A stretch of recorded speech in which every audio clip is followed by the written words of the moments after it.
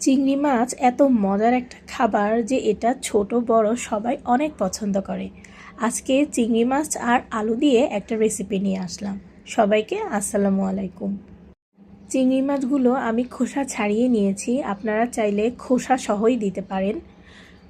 হলুদ মরিচ আর লবণ দিয়ে অল্প একটু ম্যারিনেট করে আমি চিংড়ি মাছগুলো হালকা ভেজে নিচ্ছি। খুব বেশি ভাজতে যাবেন না, তাহলে চিরিং হয়ে যাবে। পেঁয়াজগুলোকে আমি একদম কুচি করে নিয়েছি।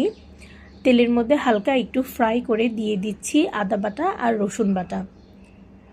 এরপর আমি এটাকে একটু সটে করে দিয়ে দিচ্ছি হলুদ মরিচ, অল্প একটু ধনিয়া আর জিরার গুঁড়া। এবার আমি দিয়ে দিচ্ছি লবণ। অল্প একটু পানি দিয়ে মশলাগুলো খুব ভালো করে কষিয়ে নিব।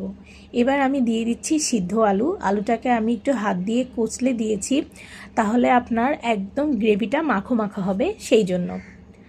আর একটু পানি দিয়ে দিলাম, যেহেতু আলুগুলো আর মশলাটা খুব সুন্দর করে মিক্স হয়ে যায়, সেই জন্য। এবার আমি দিয়ে দিচ্ছি একটু টমেটো কুচি আর সেই ভেজে রাখা চিংড়ি মাছগুলি।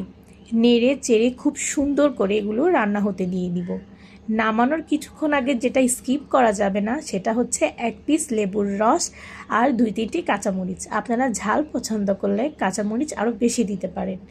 ধনিয়া পাতা দিয়ে নামিয়ে ফেললেই রেডি আপনার তরকারি।